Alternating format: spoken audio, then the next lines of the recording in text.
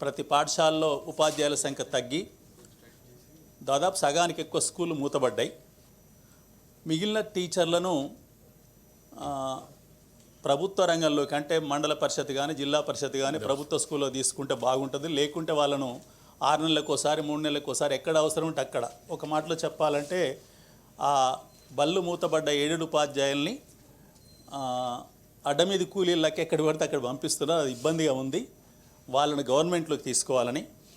అదేవిధంగా కొన్ని ఎయిడెడ్ విద్యా సంస్థలు ఉన్నాయి. మొత్తం కూడా ఇవి హైదరాబాద్ నగరం, వరంగల్ నగరం, పెద్ద పట్టణాల్లోనే ఉన్నాయి. కొన్ని పేర్లు చెప్తాను తమకు. ఇప్పుడు మాడపాటి హనుమంతరావు స్కూల్ ఉంది హైదరాబాద్లో, వివేకానంద స్కూల్ ఉంది మొసరాంబాగులో, కీస్ హై స్కూల్ ఉంది సికింద్రాబాద్లో. అవి చాలా బాగా నడుస్తున్నాయి. కానీ ఎయిడెడ్ ఉపాధ్యాయుల సంఖ్య పూర్తిగా పడిపోయింది, ప్రైవేట్గా మారుతున్న పరిస్థితి.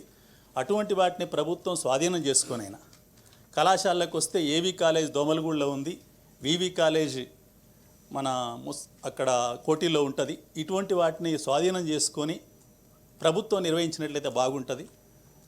నల్గొండ జిల్లాలో, ఉమ్మడి జిల్లాలో భువనగిరి జిల్లా అయింది, కానీ భువనగిరిలో డిగ్రీ కాలేజ్ లేదు, కానీ ఎయిడెడ్ కాలేజ్ ఉంది. దాన్ని ప్రభుత్వం స్వాధీనం చేసుకుంటే ఉపయోగకరంగా ఉంటుంది. Lakshminarasimhaswamy aided degree college. సూర్యాపేటలో కూడా డిగ్రీ కాలేజ్ లేదు, అది జిల్లా కేంద్రం అయింది. అక్కడున్న ఎస్వి డిగ్రీ కాలేజీని కూడా స్వాధీనం చేసుకొని నడిపితే బాగుంటుంది. ఆ రకంగా ఎయిడెడ్ డిగ్రీ కాలేజీలు, స్కూళ్ళు, జూనియర్ కాలేజీలపై ఒక కమిటీ వేసి, స్థలాలు కూడా ఒకనాడు దాతలు సహాయం అంటే విరాళంగా ఇచ్చినాయి, కానీ నేడు కొంతమంది వాటిని సొంత ఆస్తులుగా పరిగణిస్తున్న స్థితి కూడా నాకు కొన్ని దృష్టికి వచ్చినాయి. ఒక కమిటీ వేసి అవసరమైన వాటిని స్వాధీనం చేసుకోవాలి, మిగతా వాళ్ళను ప్రభుత్వంలోకి విలీనం చేసుకుంటే బాగుంటుందని తమ ద్వారా రాష్ట్ర ప్రభుత్వానికి విజ్ఞప్తి చేస్తున్నాను.